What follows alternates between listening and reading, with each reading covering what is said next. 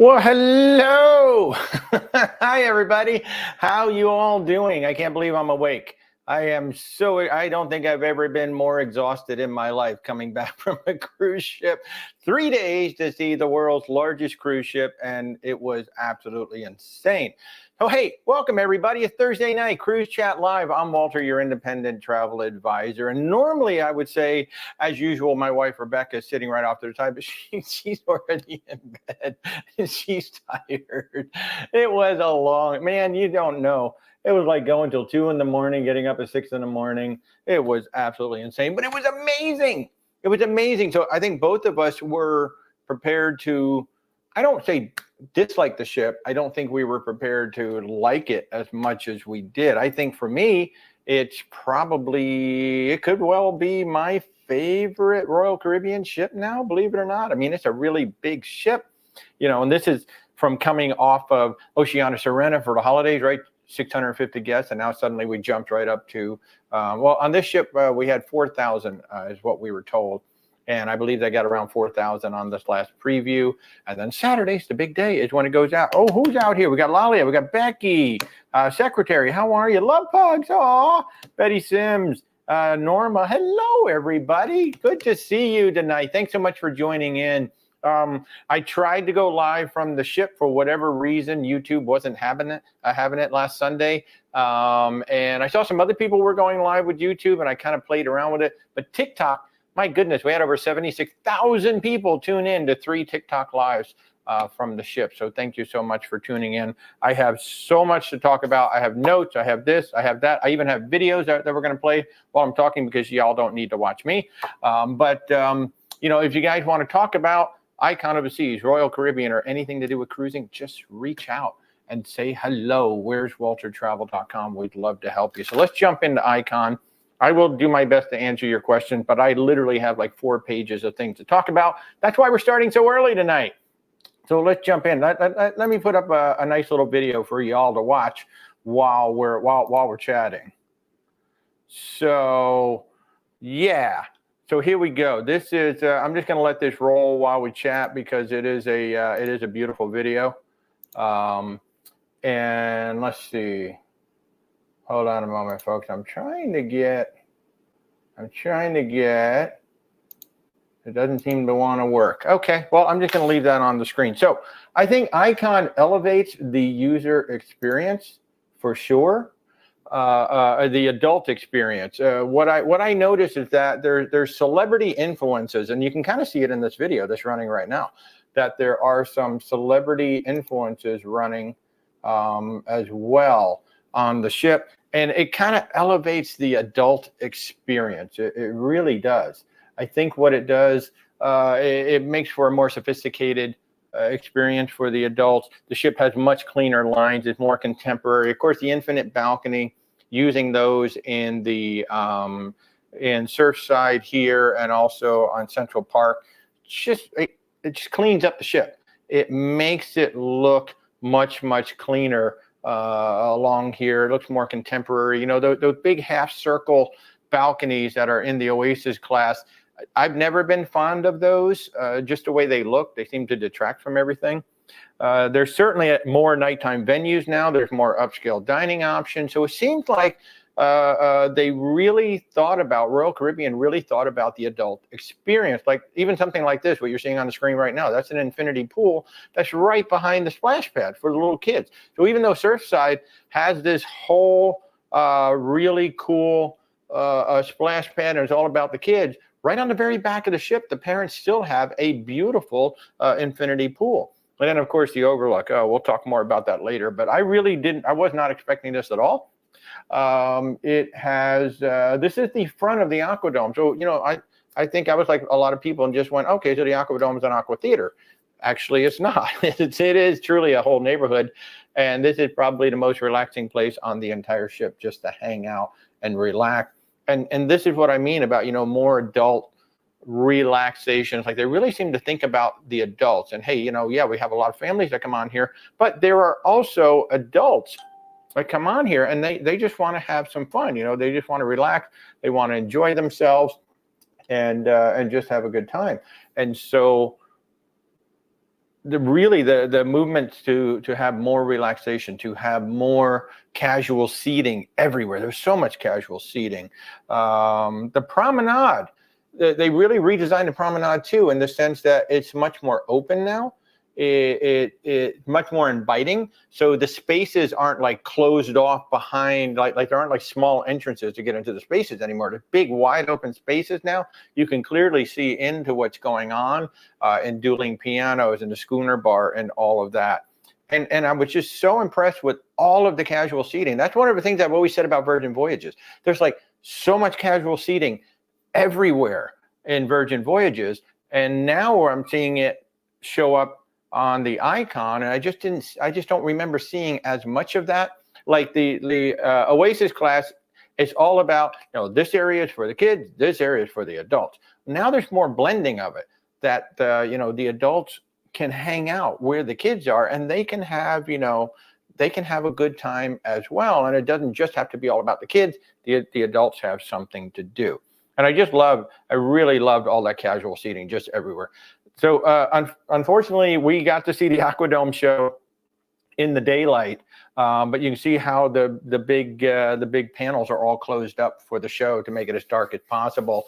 And we basically got to see a demonstration. We saw 4 numbers. We did not see the entire show. We saw 4 of the numbers that are coming, and I can tell you guys, if you're going on the Icon of the Seas, you are in for a treat with the Aquadome. This theater, it really changes everything. It's amazing how something as simple, so they moved the Aquadome from the back, Aqua Theater from the back up to the front. They took Playmakers out of Boardwalk and they moved that up to the front as well. And it just changed the dynamic. Now this is basically a purpose-built space just for the Aqua show, and it's a more intimate seating environment. You're actually closer to the show than you are in the big Aqua theaters on the Oasis class. So it's hard to describe this show. This show is absolutely insane. Now we have some amazing new. I wish I could have the music playing, but YouTube would totally shut me down if I had the music playing. But this was the only time we got to see the actual center circle actually going like that. That was absolutely amazing. So that was a ballet in the air. It's what that particular scene was. That was absolutely. I want to see the entire show so bad, because this show just looks insane. The ice show was absolutely amazing as well. I don't know. I don't know. I don't understand the show. I really don't know what I saw, but I know that it was really cool, is what I saw. I'm going to jump into let's see, did I meet Chris Wong? I did not. I was actually, I was looking for Erica from America. That's who I wanted to see. Funny story. I don't know when Trevor Noah was in Miami, but Trevor Noah came to Miami at one point to do The Daily Show. And we were in line with these 2 young women near us. And one of them was Erica. We met her long before she became, Erica from America on social. Just a lovely person. So she was the one I was actually looking for. And of course, I was looking for Rover. I was going to pull up the photo of Rover, but I was working literally right up until this show. So one thing I do want to talk about, the staterooms. New stateroom designs. Really. So again, there was a lot of intelligent thought that went into this ship. I can tell it wasn't just, let's just take the Oasis class, let's make a bigger ship. Everybody's going to love it. It's a bigger ship. It's not just a bigger ship. It's a better ship. Well, I don't want to say it's a better ship. It's a really intelligent redesign of what a big ship could be. Okay. Let me see if I do. Let's see if I do that. Because what I'd like to do is just show you the room. Let's see what happens if I show the room. Okay, so the rooms are coming up. But so this is actually our cabin. We had an ocean view. We had an ocean view balcony. Is what they assigned to us. And so this was a standard balcony. I was actually hoping that we were going to get an infinite balcony. But what I noticed, that the room felt like it had more room. You can see like there's actually a pretty good amount of space between the bed and the walls. And now you're going to start seeing some of the suites and some of the other rooms in there. But what we found was there was a lot of storage in the rooms. In the and I'm just talking about the standard stateroom. The standard stateroom had a lot of room. There was some extra storage in the bathroom. Folks, they have redesigned the showers in here. They were the largest showers that I think I've ever had in a standard stateroom. And it wasn't like it was massive or anything. It was just the way it was redesigned. There was more space in the shower. It was so exciting. And the showers now have a bench. Every single shower has a bench. These are some of the showers that are in the suites. Here, I think you can really start to see some of celebrity as well. I think they're taking design influences from celebrity throughout the ship and noticing that, especially the Edge class. So they're really starting to lift from the Edge class. In fact, there was artwork on top of the ship that I said, I know I've seen that on celebrity ships, some steel artwork on celebrity ship. But just a little thing. Here's one little thing they did. They moved the towel rack for your shower towels into the shower, like raised up above the shower. So you don't have this towel rack like sticking out, say like you're right above the toilet and you might hit your head on it. So a little thing like that. There was power and USB on one side of the bed, and then there was USB on the other side of the bed. So they're getting more power in the room. Some of the really cool redesigns, rethinking of room. And by the way, while we're seeing these pictures, one of the things that we noticed that all of the suites, the beds are now configured to look out the windows. In your standard staterooms, like this one, the beds are sideways like they always are, across the room. But all of the suites have had the beds reconfigured so that the beds face out, which is really, really nice. I loved it. This is one of the panorama ocean view cabins where you're actually in the Aquadome. We got to see one of the accessible cabins. I'm so glad we did. This is just a beautiful design. The beds are lowered. There's a gentleman in there. In fact, there he is right there. He's a Royal Caribbean employee. And he was talking about how the biggest thing in this entire room is that bed is lowered. Makes it easier for him. And then this is a longer ramp for him to get out to the balcony. So if you have family members who need an accessible cabin, they've completely rethought out what an accessible cabin can be. Here you can see the suite where the bed is actually turned towards the windows now, which is great. You wake up and you just look right out the window. It's not like you have to look over somebody or anything like that. Oh yeah, this is my favorite cabin on the entire ship. This is the Sunset Corner Suite. I love this room. And then there's a junior suite too. There's a Sunset Junior Suite. So by getting rid of the aqua theater in the back, we now have more aft cabins. We actually have aft cabins that are looking out. It's not just those big aqua theater suites. We have, more standard kind of cabin. This is an ocean view cabin, interior ocean view. Will I have any more Oceana videos? Yes, we will. I have not had time to edit them. I have videos from the MSC Seashore. I have videos from Oceana. I have 3 lovely interviews coming from Oceana, including the cruise director coming from Oceana. So yes, hang tight. I just need the time to edit them. I'm hoping maybe this is an infinite balcony right here. I would really like to stay in one of these. I'm digging the extra space because, a lot of people say, well, I'm not going to go out to the balcony anyway. Well, no, you don't have to. You actually have all this extra space that's now part of your cabin versus being out on the balcony. But yeah, hang tight with me. 2024 is going to be the year I probably finally hire somebody to help because we're getting crazy. But some new cabins that they came up with, some new categories they came up with. The spacious interior. They did a small thing. They made the room square instead of rectangular. And that completely changed the dynamic of the room. Suddenly the room is so much larger than it was. And it just gives you so much extra room. And then a clever design, the interior plus. And it's like, okay, well, what's the plus? It's literally the same size as your interior cabin, but what they did was to take the vanity and they moved it into the closet. And that's just a little thing, but they just moved it into the closet, and that means that now you have all that space in your room without a desk sticking out in the room. So suddenly your interior got bigger, and it's a really clever design. This, by the way, this video you're seeing right now is the one cabin I would not recommend on the entire ship. This is the Royal Loft. And the reason why I wouldn't recommend it, it's a beautiful cabin. It's the second most expensive cabin on the entire ship. But when you come out onto your balcony, you are looking literally like the swim and tonic, swim up bar is right below you with the hot tubs, with the bar. It's like, when I come out, if I'm spending that much money on a suite, I want to come out and I want to see the ocean. I want to see the ocean all the way around, or at least on one side. If you want a loft suite on the Icon of the Seas, go with the Icon loft. The Icon lofts are actually on the side of the ship. So they're actually, for me, they're better cabins than the Icon loft. And this is, you might say, hey, Walt, you're crazy because, the Icon, the Royal loft is so much more expensive. Sell that one. I wouldn't. I would try to steer you over to the Icon loft, because when you come out, you got the ocean. You got the ocean. And it's kind of similar to the Edge Villas. To be honest with you, it's the way I think the Icon lofts are basically the Edge Villa, sort of kind of designed off the Edge Villa, if you've seen those. So now the infinite balcony, Walter, will this live be available to watch at a later time? Oh yeah. As soon as that's one of the reasons why I like doing YouTube. As soon as I'm done, it comes back up on a replay. So yeah, if you want to go to bed, you got something to do, Norma, you can just watch me later at your leisure.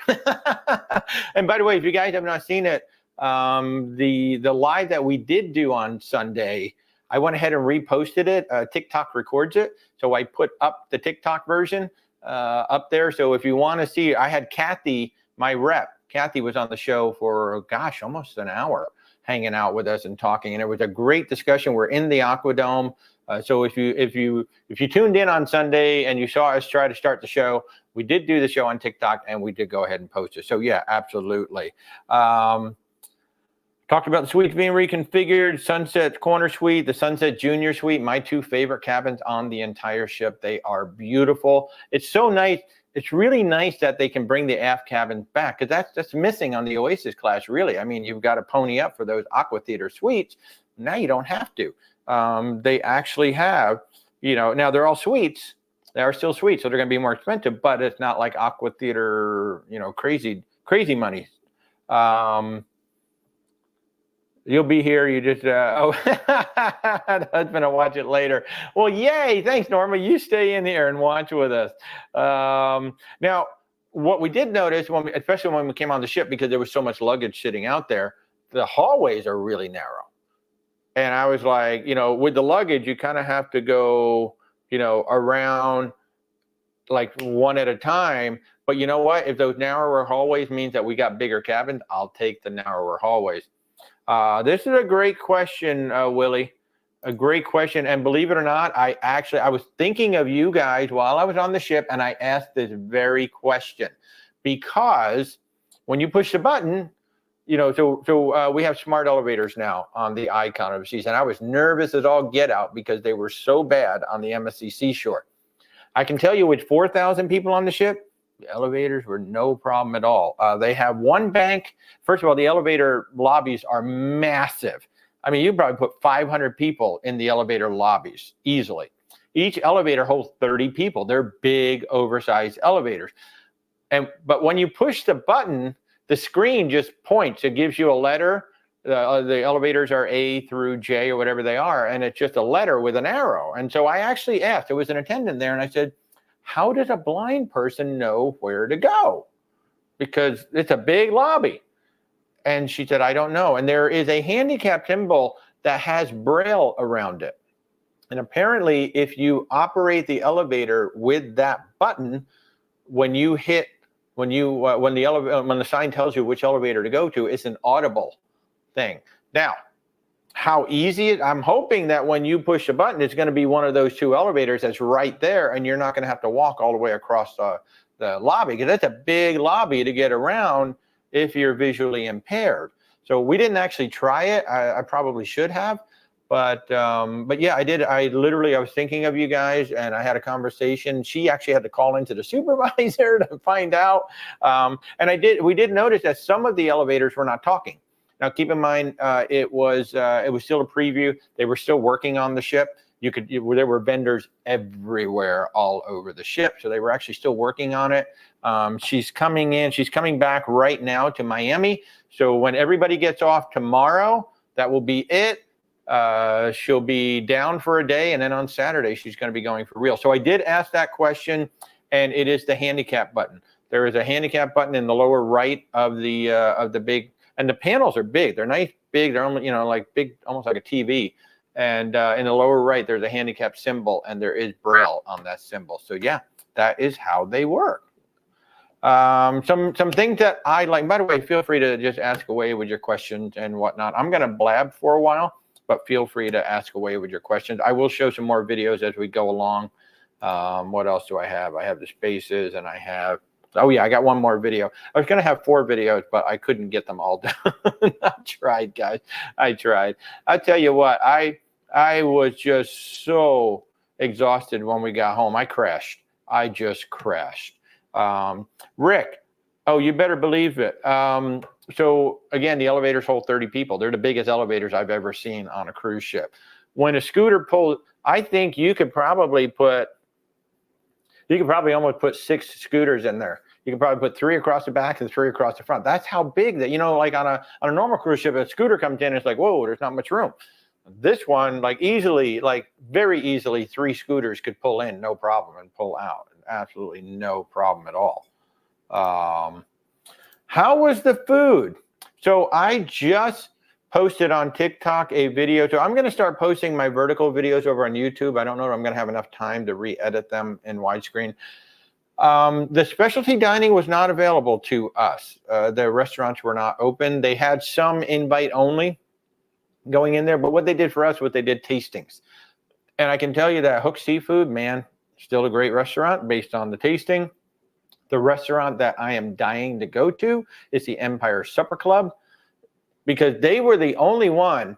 It's really hard to take like a big entree and bring it down to like this size, right? So just for tastings and whatnot, because that's basically what they did. They made miniature versions of the dishes. They didn't just make a big dish and then just serve a little bit of it. They just made miniature versions. And of all the restaurants, the Empire Supper Club had easily the most flavor of everything on there. Giovanni's fried lasagna. Oh my gosh, I'm a fan now. I want to go try the real thing. I really wanted to try it. But the Empire Supper Club is it's almost like a speakeasy kind of a venue. You've definitely got a piano and a cello. I don't know if it's a trio or if it's just a duo. And then the waiters, your servers are all in classic, not tuxedos, but almost like tuxedos. It's a very high end. I want to say it's $199 per person. So it's a very exclusive. It might hold about 100 people in there. That's the restaurant I really, really want to try. That's the one that if it had been open, I would have begged Rebecca to let me go to it. And I'll say the Windjammer. Here's what I noticed about the Windjammer. It was massive. I mean, it was big. It was nice, nicely redesigned. It wraps around Surfside, back of the ship. So it's right underneath. We're literally right underneath the water park. Wraps around the back. I think the food was better. Like here's a simple thing that I noticed: the hamburgers. The hamburgers, they sit out there. They get all dry and all of this. They weren't sitting out there. They were putting out less at a time. They were thicker. They were moist. It was actually a good hamburger. I was like, wow, this is so rare to get a good hamburger on when we were on MSC. They put them out like 30 minutes before they even opened the line. It's like, hamburger's not going to be any good. But it seemed like they're trying to put out less food at a time, so it's turning over faster, and that was nice. Plus, like the salad bar and some of the things, the way they were displaying the food, it was more appealing. It was nice. It was like they were actually making an effort to make it look more elevated. And I'd say that the food was pretty good in the Windjammer. I love the Aquadome market. This is a brand new concept for them. So in the Aquadome on the right side as you walk in, the Aquadome just blows your mind. You walk in and you're just overwhelmed by the theater. And I wouldn't be surprised if a lot of people just turn around and leave and go, okay, that's what it is. No, do not leave. Stay in the Aquadome and walk around to the right or to the left. But to your right, you're going to find the Aquadome market, and that's where you're going to find ginger, mac and cheese. You're going to find salad and sandwiches. You're going to find feta Mediterranean, and then you're going to find the crepes place. That That I like. So the mac and cheese, it's hard to make good mac and cheese, and they didn't get the mac and cheese right. I had the bacon and the pepperoni. It was okay, but the feta Mediterranean, loved it. The ginger, loved it. The Asian food, loved it. And then the crepe was good. It wasn't great, but it was good. So that is like, I think from now on, when I get on the ship, that might be like my place where I go rather than go back to the Windjammer. And I didn't get a chance to eat at Surfside Eatery. I really wanted to eat at Surfside Eatery. So Johnny Rocket's gone. Okay, great. I don't mind that being gone. And in its place, in the back of the ship where Surfside is, they've got Surfside Eatery. And that is basically a buffet geared towards kids and families. So it's a lot of comfort food for kids. And one of my colleagues was saying there was a grilled cheese with hot dogs in it. I'm like, that sounds good. I want to go get one of those. But I never got back there. And by the time one of the times I got back there, it was in between. They actually closed between lunch and dinner. So I didn't get one of those. But it looked great. It looked really fun. I think it's a much better addition than Johnny Rockets. I think it's going to get much more use. What else did I eat while I was on there? The Park Cafe. So on all of these ships, you got the Cafe Promenade. Now you've got the Park Cafe, a much more elevated, beautiful, modern coffee shop is what it is. So much seating, tons of seating, floor to ceiling glass. And I think it's like 3 stories of glass looking out. It's absolutely beautiful. That's the big thing that you notice when you get on this ship. What's that? Pearl Cafe. You said park, it's Pearl. Oh, Pearl. Rebecca is apparently up. She came walking out momentarily to tell me it's the Pearl Cafe. Of course it is the Pearl, because that big stupid pearl is right there. And I don't mean stupid. I mean, it's amazing. It's absolutely amazing, but it's like right there. So the Pearl Cafe, and again, this is where I see celebrity coming in. They have a huge, beautiful steel whale up on top. In fact, I think I've got it in my last video there. Let me go ahead and just pop that last video up so we can watch that while I'm talking. So the Pearl Cafe, a very elevated selection of savory and sweet snacks. This is Absolute Zero, so this is the new skating rink there. And yeah, I enjoyed some of the snacks there. The coffee game was on. They were doing a great job at the Pearl Cafe. And then at my favorite, the rye and bean. Oh my goodness gracious, that was absolutely amazing. So here's the new promenade. I mean, it is big, it is wide, and I don't know if I mentioned it at the beginning, but deck 6, you can now walk all the way through the promenade on both sides upstairs on deck 6, and that's a huge improvement in traffic flow. So on the other Oasis classes, like deck 6 is used partway through, but you can't walk all the way from front to back. Well, now you can walk all the way front to back on the ship. Yeah, there's the Pearl Cafe. Look how gorgeous that is. Now that to me looks like a celebrity ship more than it does a Royal Caribbean. And so they really elevate, and you can kind of see the stairs in the background real quick there. I'll bring this video back up. There's the snacks, much more elevated on there. But there are a set of stairs right there at the Pearl Cafe that you can now go up to Central Park. And it's kind of cool. They brought Central Park into the ship, and Central Park now has glass where you can look out to the ocean. It's absolutely amazing. Dueling Pianos was hot, man. There was so many people there. Here's Boleros was jumping every night, and you can see how wide open Boleros is to the promenade. You can see all the promenade in the background. It's not just this little narrow entryway now. They've really opened it all up. So they're like, hey, come on in. Here's Lou's Jazz Cafe out in Central Park. I could have stayed here, all night. And this is a much better venue than the Jazz on 4 that they're actually getting rid of on a lot of the Oasis class ships. They're now replacing it with the non-smoking casino on a lot of the Oasis class ship. That was a fabulous venue. Here you can see the new design of Central Park. I've heard some people, they don't like the shutters. I love the shutters. I think it breaks up the white. It's beautiful. And Central Park has less plants now, I think, than some of the other ones. And this was just so much fun. Surfside, just so much fun. You can see the new family rooms there. So where the glass is, I think it's where the kids would sleep. And then you still got a small balcony that looks into it. Just very clever redesign back here. It's absolutely gorgeous at night, and it's quiet at night. So that's the other big dynamic that's happened. The boardwalk, I would warn my clients, look, I don't really want to give you a boardwalk balcony because the aqua shows go to about 11:30 at night. You've got sporting events going and playmakers, so it's a very loud space at night. But Surfside pretty much shuts down. I was out there at 9 o'clock at night. The only noise was just the music that they were playing over the speakers, but that was it. The whole place was dead at that point. Yes, they did a balloon drop on the first day, and you can see, so everybody's up on the second deck. You can walk the entire promenade now up on the second deck, and that is such a huge thing with flow, especially when you've got, upwards, you could have 7,500 people on this ship if it was 100% full. Like I said, we had 4,000, so around 5,500-ish is full. That's double occupancy full. So we were only within about 1,400 of 1,500 of it being quote unquote double occupancy full. The ship felt empty. It really felt empty. There was just room everywhere. You could get around very easily. And on the food, we did try base camp. We tried some of those items you got to pay for at base camp. They were okay. I don't know that I would pay for them again. Oh, hey, big news. I actually ate a piece of Sorrento's pizza. Like I ate the entire slice. Still not great, but it was edible. See, I'm giving it an edible now.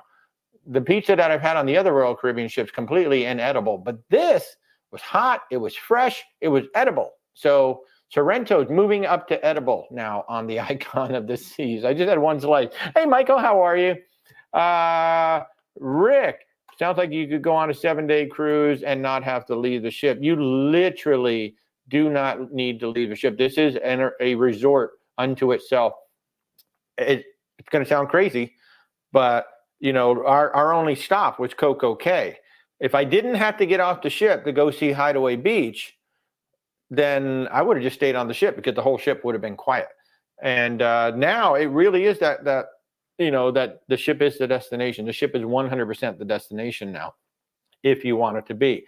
And, if you look at that picture that I've been displaying this entire time, you can really see the new cabins across the back. You don't get that on the Oasis class because they had to make room for the Aqua Theater and the Aqua Theater operation. Well, they don't have to here, so they made that space smaller, and that allows them to get all those extra cabins. But yeah, you could probably be on this ship. This would be a great ship for a transatlantic crossing. Like when the Star comes over for the first time, that would be a lot of fun to be on the Star. I would absolutely love that. I would absolutely love that. So out in Central Park, you saw that's reimagined with the infinite balconies. I just think it just cleans it up, especially at night. When you're hanging out there, it just looks so beautiful. It really feels like you're in a modern contemporary courtyard. You're like downtown somewhere. It's really, really nice. Lou's Jazz Club is amazing. And then Izumi. So Izumi has now moved out into Central Park. What a great idea. Park 150 or whatever it was called, that's gone. I don't miss that at all. So now you've got Chops Grill and you've got Izumi now for the restaurants out there. And Izumi is 2 parts. So you have a walk-up where you can get these waffles with ice cream in them, or you can just get sushi to go. And then you still have the full hibachi and sushi inside as well. So it's all one space. It's not like they split it. It's all one space right there. So now when you go to dinner at Izumi, you're going into Central Park, which is a lovely venue to go to dinner. Absolutely amazing. Like I said earlier, you have Window City outside. You can actually, what they did was where the Pearl is, they have those 3, 4, 5-story windows, whatever they are. They're massive windows on the side. Then they put windows in Central Park. You can look right out. They actually put chairs right up against the glass. So you can sit in Central Park and look out at the ocean from Central Park, which is unreal, unbelievable. It is so freaking nice. And the running track is much nicer now. The running track is right outside deck 6. It's the promenade level. You walk right out, so it's not like buried down in the bowels of the ship. It's a much nicer running track for those of you who like to run around. And of course, like I said earlier, if you go to the Pearl Cafe, there's a set of stairs that go up. Those stairs are going to take you right to Central Park. It is so cool. It's not like I got to go all the way down here. I got to go all the way up and get around to get Central Park. You can literally just go right up and down the stairs. You can grab a cup of coffee at the Pearl Cafe and go right upstairs to Central Park. They've really integrated the ship much more now. It's absolutely beautiful. So the Surfside, let's talk about Surfside. So it is a completely reimagined boardwalk. I think it is absolutely spot on for what they wanted it to do. They wanted to bring all the families together, and it, you know, it does bring the families, the kids, the parents. Like I said, there's an infinity pool on the back for the parents. So even though your kids are splashing around doing a splash pad, you've still got a nice pool. You've got the lemon drop bar sitting right there. You can get yourself a nice drink. The lemon drop bar is a cute concept, so you can get mocktails for the kids. You can get real cocktails for yourself. And they've really literally thought of everything. And if you have little ones, or maybe you've got little grand ones that are still in swim diapers, they have one dedicated area of the splash pad. That's rare on a cruise ship, that children with swim diapers are allowed to do anything near water. Well, they have one dedicated area of the splash pad specifically for kids with swim diapers. So I think that was absolutely fabulous. Now the Surfside Eatery, I already talked about that. That's full of comfort food for kids and for the kids and the rest of us. Man, I really wanted that grilled cheese with the hot dog in it. That sounds good now. Maybe I'll make that after the show. I don't know. Willie, how was the sushi and did I get to try? Yes, that was one of the things. So they did tasting. So we got to taste Izumi, Empire Supper Club, Hooked, Giovanni's, Chops Grill. I didn't taste Chops Grill because I pretty much knew we just ate at Chops Grill recently. I'm blanking. There was another one, I thought. I mean, I know we ate at base camp upstairs too, but yeah, so the sushi was good. I think Izumi sushi is some of the best, if not the best sushi at sea. I really do. I don't know how Royal Caribbean does it. They do an amazing job with it. And especially for the mainstream cruise line, I think Royal Caribbean is actually the best. I've had sushi on, I've had it on MSC, I've had it on Princess, I've had it on Norwegian, and somebody else, Celebrity. Oh, Celebrity is good too, and that may be why the Royal Caribbean is so good. Raw on 5, sushi on 5 is really good on Celebrity, so that may be why Izumi is so good, because it is the same company. But it's really, really good sushi. I enjoyed it a lot. And then in the Surfside, you also have Pier 7. Oh, that's the other one we tried, Pier 7. That is a upcharge eatery in Surfside. They say it's like a California surfing kind of a menu kind of a thing. I thought it was okay. The Crostini was the best. I will be posting that video either right after the show or first thing tomorrow, my quick little food tour. I thought Crostini's was the best. Oh yeah, Giovanni's. That was the other one we went to too. Thank you, Willie. I'm glad somebody's paying attention. Oh, I am still tired. So yeah, so this is, I'll just show you we had 21 staterooms that we could go visit, and they were nowhere near each other. It literally took us about 8.5 hours to go find all 21 of these staterooms over 2 days. We couldn't do it in one day. We had to do it over 2 days, and I'm still tired. Yeah, I was saying Pier 7. So it was okay. It was, and again, it's hard to judge because these were little sample sizes, and pretty much all of the samples were cold because they were serving them out on trays. What they really should have done was, had them on like heated something or other and handed them to us. So it's kind of hard to judge Pier 7, but it was decent. I don't know that I would pay for it. So you've got because again, you've got Surfside Bites down there, which is great bites, and then you've got this. What was it called? Hot Bites, Quick Bites, something like that. Surf Bites, something where you had pizza, cheeseburger, pretzels, things like that there. Of course, you had sprinkles, soft serve. The soft serve was better. Soft serve tasted more like Dairy Queen to me than it did the stuff that they usually serve on Royal Caribbean. So that was really, really good.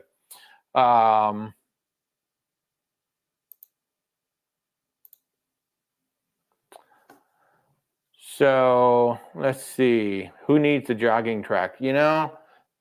I hats off to everybody who exercises on a cruise ship. I try to walk.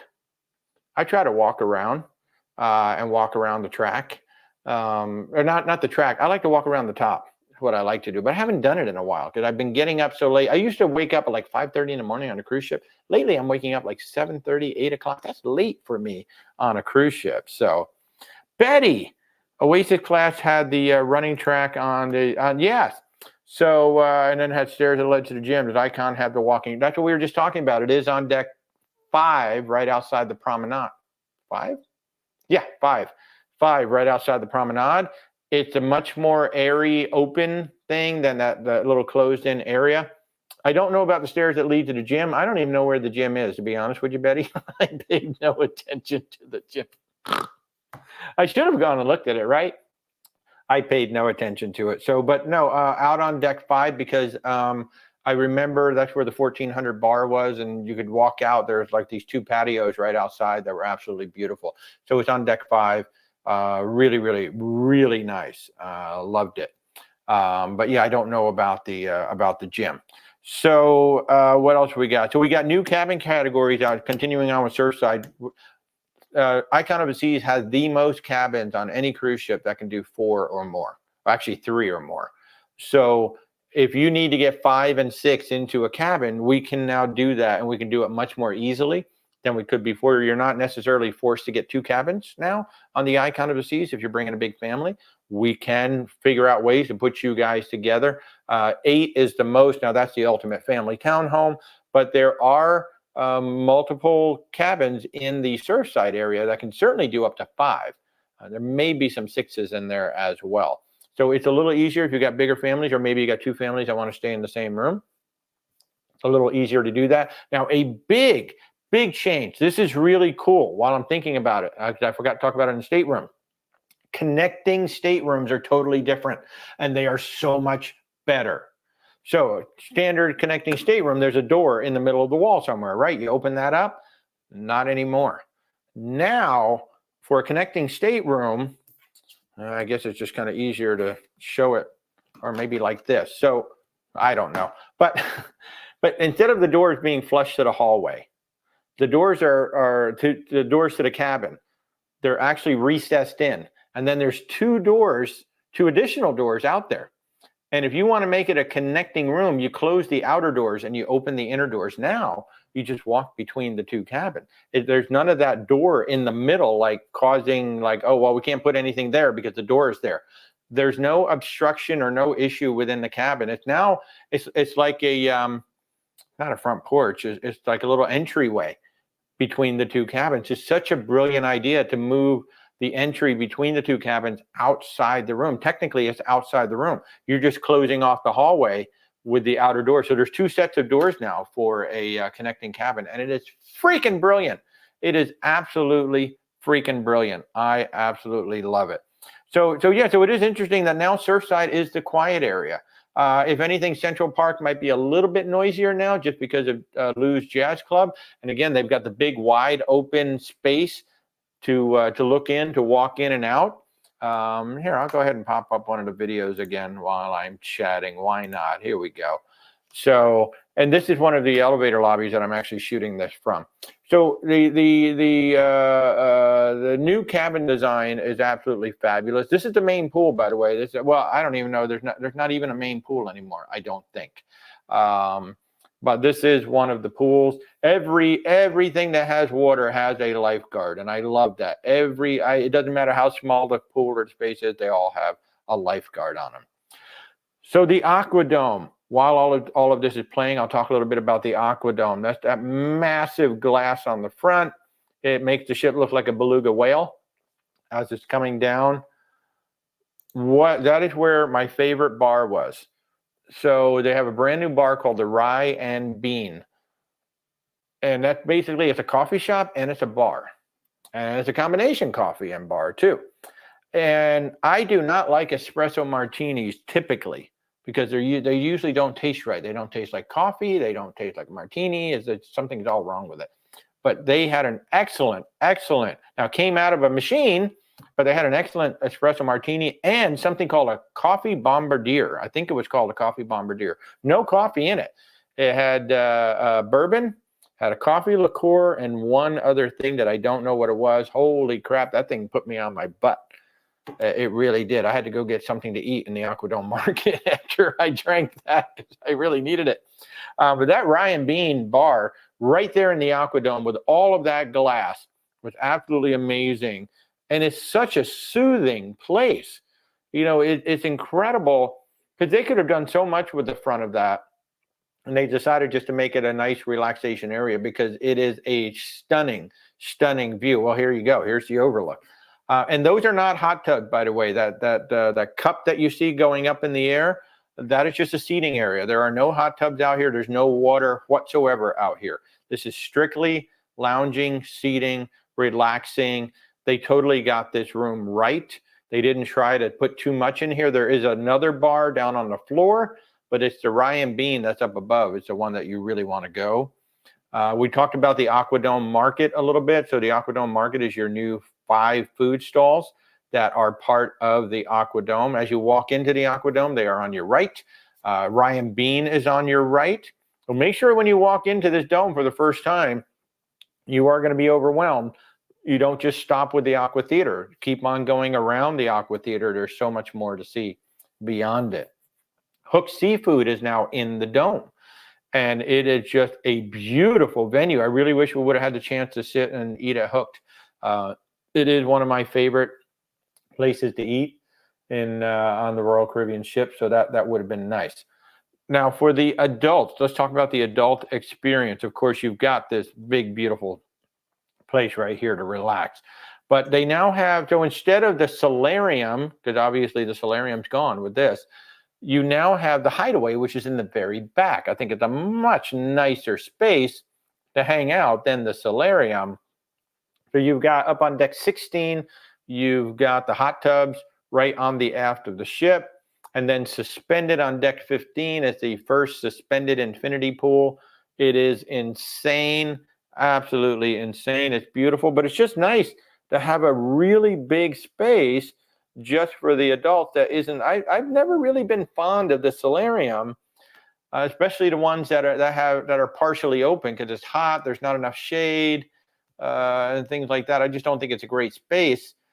But what they've done now with making that front into the overlook and then having the back where it is the Hideaway. So that's all in the back. So that's 18 plus in the back of the ship up on deck 16 and 15.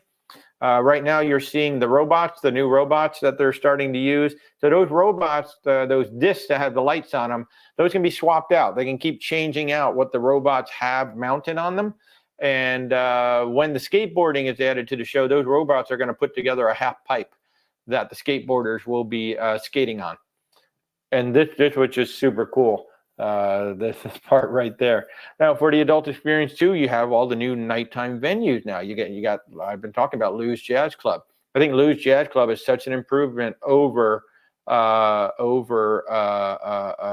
on 4, which was kind of like a dark area. Yes, Willie, you do want to get into one of those pods. They're beautiful. They're absolutely beautiful. They're soft. They're comfortable, and it's just a great place to sit. I really wish we could have seen the entire Aqua show, but we just saw 4 numbers. We get it because they're still working on it. So, Eric. Hi, Eric. How are you, my friend? I like the hat. Ooh, the hat is righteous. Love it. Headed to the Panama cruise. I know you're headed there tomorrow. That's awesome. Is Royal Caribbean considered a luxury cruise line? No. They are considered a family cruise line. In fact, let me just leave that up there. They are a family cruise line. Now, what they do have, however, and this is going to be very exciting coming up soon, Royal Caribbean has a wide array of ships. So if you go down to the Vision class, that's the smallest ship. In fact, somebody had a picture of, I think it was the Vision of the Seas sitting next to the Oasis of the Seas. It would literally, you could just put it right inside the ship. If you go back to those are a more adult experience, but they're still family-based ships. So no, they would not be considered a luxury line. That would be Celebrity, so their sister. So Royal Caribbean owns Celebrity. And now I am seeing shades of luxury cruise line on the Icon. That's what I was talking about a little earlier, where I said you can clearly see the influence of the Celebrity Edge series on the Icon of the Seas. Because, you see the big crazy water slides up on the top, and you see all the stuff for the kids. But, when you got Lou's Jazz Club, you've got dueling pianos inside. You've got the cleaned up lines. You've got the Pearl Cafe now. And the way that they've set up so much light now coming into the ship. All the seating throughout. this feels like a grown-up version of Royal Caribbean, if you will. Now, it's not a luxury cruise ship by any means. This is a big family ship. Now, what's exciting is the CEO of Royal Caribbean has said it's something called Project Discovery. He didn't say that. Somebody else found that out. That's the code name. Project Discovery is Royal Caribbean's working on new small ships. They're kicking around designs. And basically what Michael Bailey, the CEO, said is once the board of directors gives the go-ahead, we can expect some new small ships to come out, because the Vision class is lovely. I don't remember what the next class up is. They're lovely ship, but they are getting long in the tooth. They're getting old. And people love that small ship experience, and they want Royal Caribbean to deliver that small ship experience. So it's very exciting to hear that they are. And I really hope Norwegian is looking at this too, because they just gave the Spirit a $100 million renovation, and it is stunning. So, either build some new ships or really go into the Pearl and the Gem and all of those ships and give those some renovation, because Royal Caribbean has learned so much. If you take all that technology that Royal Caribbean has brought to bear on the Oasis class, on the Quantum class, now the Icon class, and you take that and you bring it to the small ships, and I don't mean all the crazy games and the water slides and all that. I just mean the theater technology, the internet, and all the technology inside, and just the styling and the design that they're bringing to bear. You bring that to a small ship. I mean, you could have a ship, if they decided to go in luxury, they could, but you could have a ship that could start competing with, your Oceanas or something like that. Viking is his own animal. Nothing's going to compete with Viking, Regent, Seabourn. They're up there. But, Royal Caribbean could have a nice little niche there with a really high-end small ship. Now, Celebrity has the Millennium class, which is technically the small version of a luxury ship for them. I hope that answered your question, Willie. So I kind of become a hybrid, is what you're saying. I think I don't know if I have to believe it's an intentional hybrid. It's a loud family ship. There's no getting around that. But adults can really have a good time on this ship and not really have you're still going to have all the kids, right? You're not going to get away from the kids, but now you've got the Hideaway, which is your adults only area. You've got that Aquadome area up in the front. The kids, if any kids are going to be up there, they're probably just going to be relaxing and reading, because there's really nothing to do but to relax and read. And a lot of the kids are going to be way up on top at Thrill Water Park. That's going to be up there, or they're going to be down at Surfside. So it's intentional that they've added more for the adult, that they've made the adult experience even better. So it's not like, oh God, we got to go on a family ship. It's like the Oasis class has a lot for the adults to do. It's a little bit choppier in the layout. So yeah, I guess it's sort of kind of a hybrid. So yeah, Silversea is the ultra luxury for Royal Caribbean now in place of Azamara, and Azamara is actually a great cruise line. I love Azamara. We have not sailed them yet. We sailed on Oceana. We sailed on the Serena, of which Azamara obviously has 4 of those R-class ships as well. Azamara has some amazing itineraries. So we were looking at like an Italy intensive itinerary for a client that was just insane. So, but yeah, Silversea. So Royal Caribbean is Royal Caribbean, Celebrity, and Silversea. They used to have Azamara, but Azamara spun out. So they're on their own now. Norwegian has Regent and Oceana. And of course, Carnival has everybody else. No, not everybody, but most everybody else. Norma, it really is, it is a beautiful ship. It really is a beautiful ship. It's hard to believe that, right? Because most of the comments are, it's too big, it's too expensive. It is big, but it's big for a reason. And they used the space wisely. They didn't just jam things all in everywhere. There's a lot of room to move. There's a lot of space to move. They did make one mistake, and I will be pointing that out in just a few minutes, or maybe almost now. So what did I cover? I said, so for your nighttime venues, you got Lou's Jazz Club, Dueling Pianos, Point and Feather, the Schooner Bar still there. Schooner Bar still there. It's probably bigger than ever. Boleros, got the adult comedy club, and then you got the music hall. And I bet I left something out. And that doesn't even count the theaters and all of that. So, but boy, that Ryan Bean, holy moly, it is so incredibly cool. We did not do Category 6 water park. It was cold. It was cold. It was windy. And, you know, God bless all the people. In fact, I saw Griff. If you guys are, of course, you're subscribed to Griff and Alyssa. I saw Griff walking by at one point. I'm like, dude, how you doing? He's like, I'm cold and I'm wet. It was really windy, but he was taking it for the team there. I'm sure he got some great footage going down the slides and all of that. But what a variety of slides. So Category 6, there's 6 slides back there. The tagline is they're all stronger than a Category 6 hurricane. If you want to go ahead and believe that. But it was really cool because you got a couple that do rafts. You got the one that plunges you down. So there's really a variety. So I think everybody could find a slide that they would like to do, you know, on this particular ship. It totally works. It looks insane when you look at the pictures, but when you're actually there. And here's the other thing they did with the water park. Again, really a lot of thought. So typically where the water slides are and all of that, say like on the Oasis class ship, there's no place to sit, relax, have a conversation, maybe hang out near where your kids are. Like you're going to go find a seat somewhere and your kids are going to go to slide. Well, all around that water park, there were big comfy chairs. There were places to relax. So there's less separation that, look, you go to the water parks, I'll go over here, and, you know, I'll see you later on. In fact, I think I've got some of the water park in this one here. Hey, Aaron, how are you?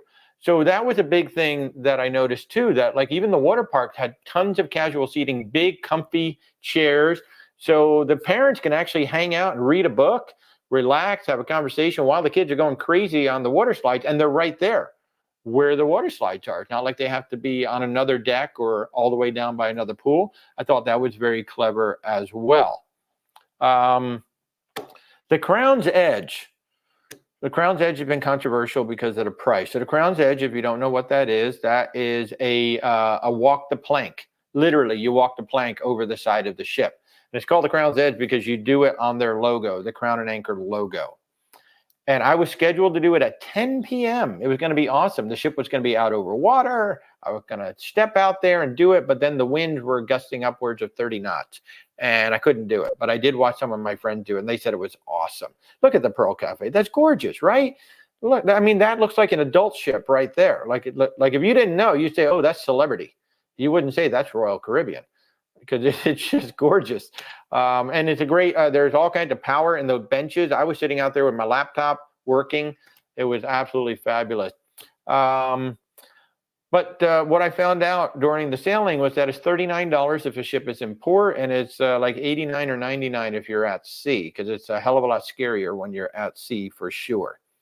Is it worth it?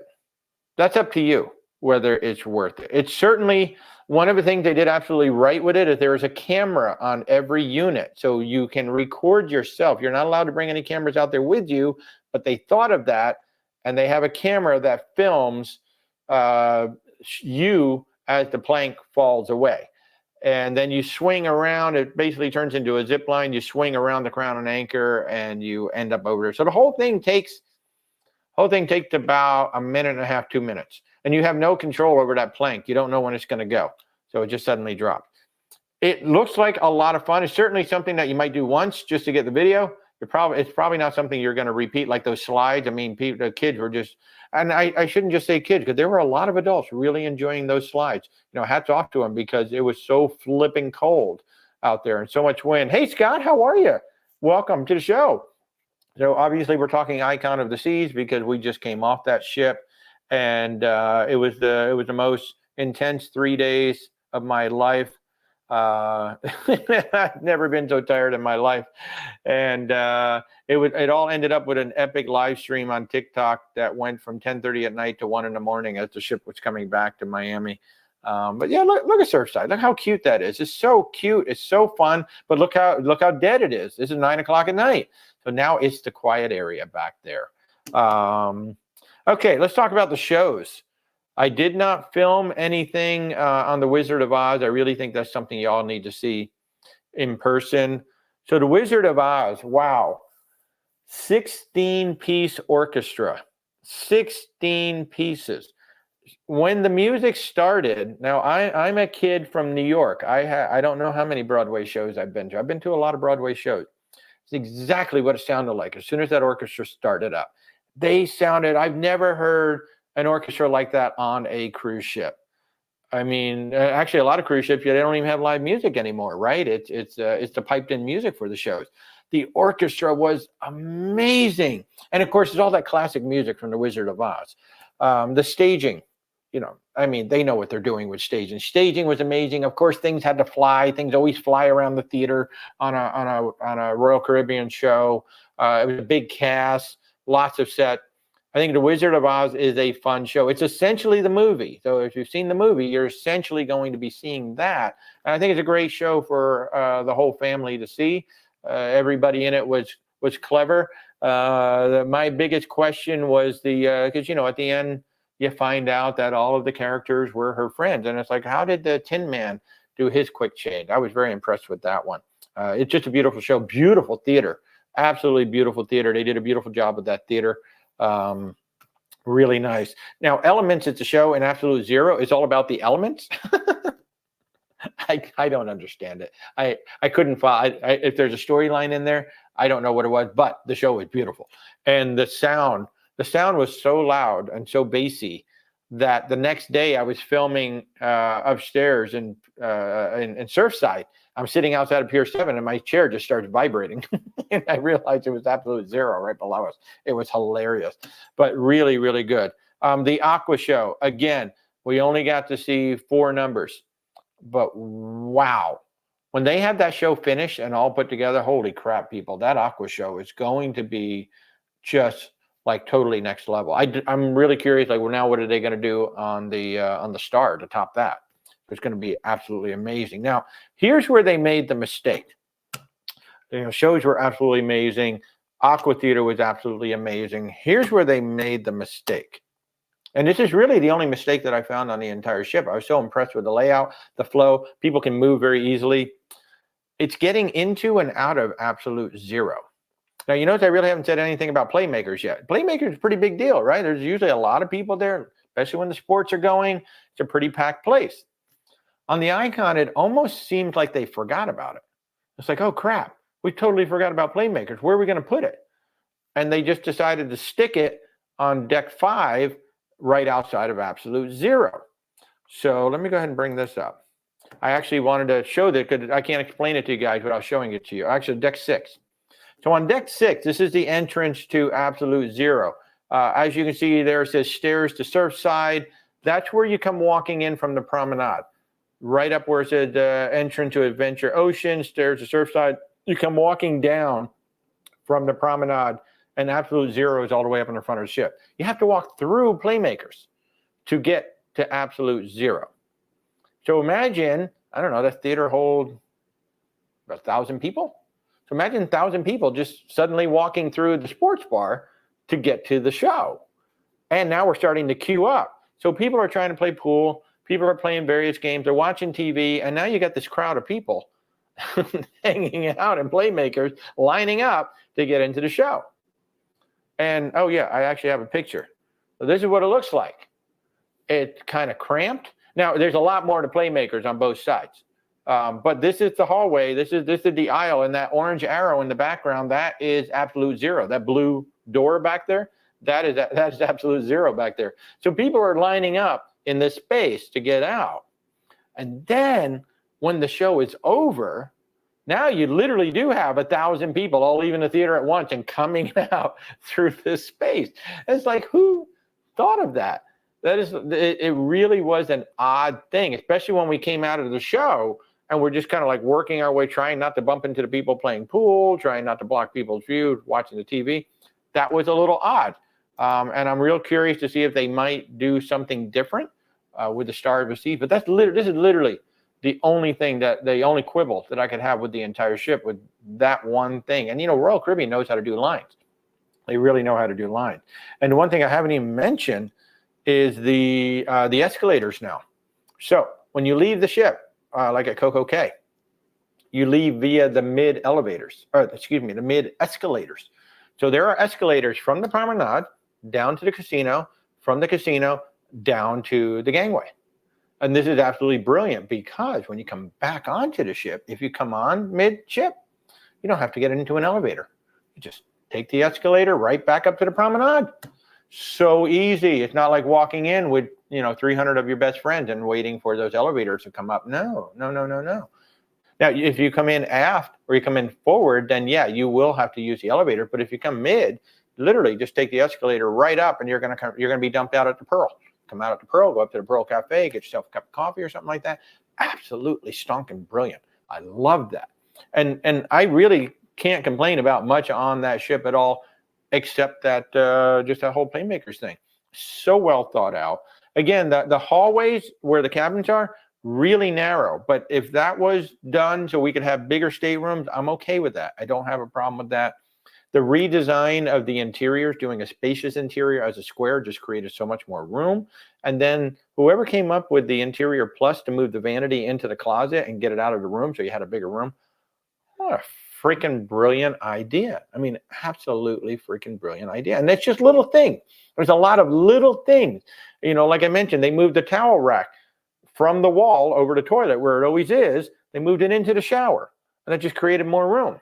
Then they put a bench in every shower. They made the shower slightly wider. It's the biggest shower, the biggest standard shower that I have seen in a very long time in a cruise ship. Like on Oceania, we loved our Oceania, but it had a tight shower. It was a very tight shower. Virgin, loved my Virgin voyages, but that square shower can be tight at times. This was it was a rectangular shower, more room. They just repositioned things. Like they did a lot of little things on this ship. They extended the deck 6 over to promenade all the way instead of just being partial. That's a little thing. That's a big deal when you can just walk front to back without having to go through everybody on the promenade. It's really nice. And I really think with the venues, with the layout of the ship, with everything, to steal a line from Danny Haar, they really knocked it out of the park with this particular ship. They really is an intelligent rethinking of what a big ship could be. You wouldn't think that a big ship could be beautiful. It really is beautiful. And just on all decks, all levels, everything about it. It's just absolutely beautiful. And those are all of my notes. I could talk about this ship for hours. Here, I'll show you what else have I got here. Did I show you that third one? Oh, here, let's go through the rooms again. There you go. I was just talking about the spaces. So once again, this is we had an ocean view balcony. And there are a ton of drawers in this vanity over here. You see the big closet in the background. There is a floor-to-ceiling mirror that's to my left of where I'm shooting now. You open that up. That's where the safe and all kinds of drawers are. There's the balcony. We had a traditional balcony looking out. This is, I want to say this is an icon loft. Yeah, I believe this is an icon loft. This is what and I'm serious. I would not recommend the Royal Loft suite. I would recommend this one, the Icon suite. I think it's a much better suite. All of the balconies face the ocean. They do not face the swim and tonic. Here's the bedroom up on the second floor. How beautiful this is. And once again, with all of the suites, they turned. Oh, I didn't talk about Hideaway Beach. Yeah, thank you. So they turned all the beds to face out. That's a very good question, Willie. On embarkation day, they could. I think the scooters can get by. It's narrow. So I would hope that they took that into consideration, but it is narrow. Like if a scooter's coming the other way, people are just going to have to move over to get out of the way for sure. That's the balcony on the Icon loft. You can see how it looks straight out. But yeah, if it's a regular wheelchair, that could be a little bit tight, I suppose, but we'll just have to see what happens when that happens. I can't remember if this is a junior suite or not, but yeah, so Rebecca held up a note from the bedroom and said, hey, Hideaway Beach. I didn't talk about Hideaway Beach. So Hideaway Beach, if you don't know what that is, well, actually, let me talk about these rooms a little bit while the video is running here. Again, a lot more space. in these rooms now, a lot more well thought out. This is a ocean view promenade ocean view. In fact, what did I just do with that card? I had that card. Huh. What did I do with it? I just had it. Did I lose it? That was the promenade. Yeah. So this is the ocean view in the Aquadome. Here is a handicap accessible cabin, which is absolutely fabulous. I mean, it really is a nice cabin. You see how much room is in there? Lots of room in the cabin, in the bathroom there. And then the cabin itself, the bed is lowered, so it's very easy for you to get in there. This was an accessible Surfside family view balcony is what this was. A longer ramp that allows you to get out there onto the balcony much, much easier. So that's Surfside there in the distance. This is the, this would be the Sunset Corner Suite.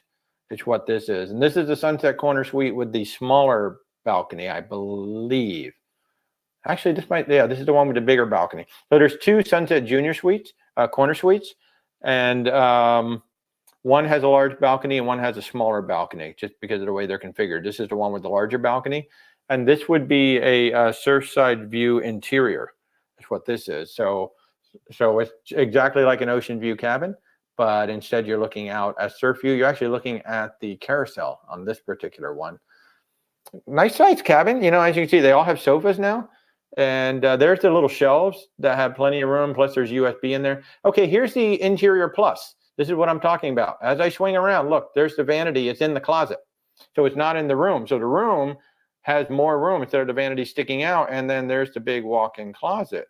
So very clever, you know, very simple little thing they did, but suddenly it created more room in the interior cabin. This is the infinite balcony cabin right here that you're looking at.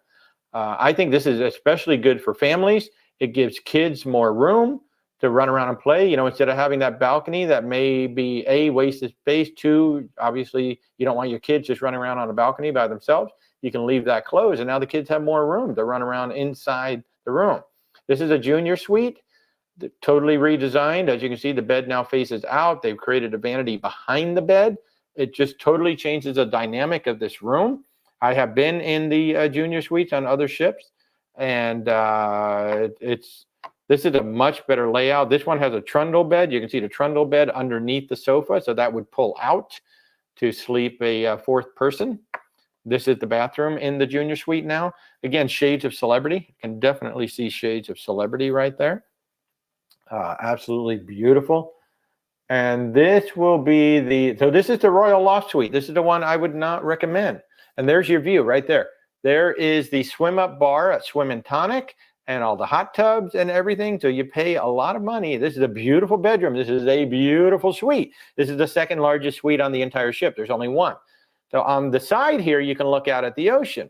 But your main doors where you come out to the balcony, you are looking at a hot tub full of people. You're looking at a swim up bar full of people. And that's a very expensive suite. So I would get the Icon Loft if you want a loft, because then you're looking out at the ocean. So Hideaway Beach, I was going to get a video ready for Hideaway Beach, but I ran out of time. Hideaway Beach is the new adults-only beach on CocoCay. It was originally announced that it would be included, but now there's a charge. After visiting it, I can see why there is a charge. Royal put some serious money into it. So when you come off of the ship now, you'll see Thrill Island entrance. To the right of that, there is a sandy path or a tram stop right there. Catch that, and Hideaway Beach is less than a 5-minute walk. So it's a very easy walk if you want to do it. And it is it's going to be dynamic pricing, and I believe the lowest price is going to be $89. It's going to go up from there depending. It has, first of all, the pool is heated. It has a massive pool. I have a TikTok up. I'm going to bring that TikTok over to YouTube so you guys can see it. But it has a massive pool. The pool is heated. What's a big advantage over the Cocoa Beach Club, not only is it 18 plus, but they have a protected lagoon. So they made a man-made lagoon so you don't have the surf. You know, when you go to the Cocoa Beach Club, you're just walking right out onto the surf into the ocean. If you're staying at Hideaway Beach, they actually have a protected cove there, which is really nice, especially when it was windy as heck when we were there. In fact, it was so windy. Walter, how windy was it? If you look at the ship, you notice the ship is docked on the left side of the pier. And that's the direction that the wind, and that's the direction that the current, like the current was trying to push the ship off the pier. They had the thrusters going front and back the entire day, and they had them going pretty darn good to hold the ship in place. So I can't imagine what it was like over at the Cocoa Beach Club, because all the surf was coming in. Well, over at Hideaway Beach, it was just calm as all get out. You could swim out in the lagoon because it was a protected lagoon. So that was a very smart idea. Tons of seating all the way around the beach. Lovely seating around the beach. Foods included. You got the Hideaway hut, like hot dogs, hamburgers, things like that. You've got the surf slice of paradise, pizza, empanadas, and a full bar. You have the bar that's part of the pool is actually 2 levels. So you have the main level where you can just walk up to it and get a drink. You got the swim up bar, just massive swim up bar. I mean, the pool could probably hold 2,000 people. I mean, it's just massive pool. Then you have private cabanas. You have 2 different kind of private cabanas that you can rent. You have a standard cabanas, which are over by the pool, and then you have further away, you have swim up cabanas with their own little pool that they made. So you can just come right out of your cabana. You can swim in that little pool.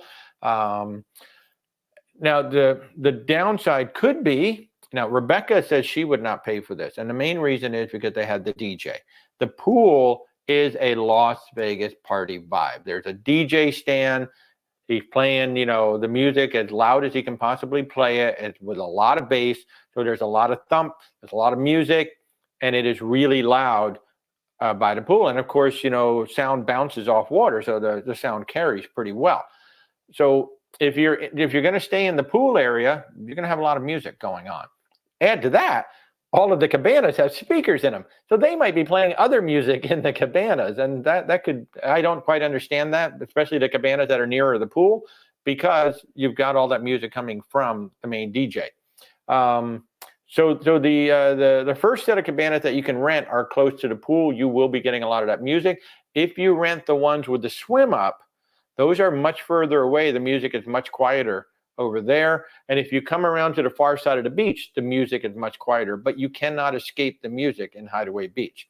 The music is, the one nice thing that they did not do that they did like on MSC when they do their big parties and stuff, they don't have speakers all around the beach, playing the DJ's music. That DJ's music is concentrated to the area around the pool, but because the sound carries off the water, it permeates everywhere. But out on the beach, there is no actual music playing. It's just the music coming in. So if you get as far away from the pool as you can, the music is much quieter, but it's still there.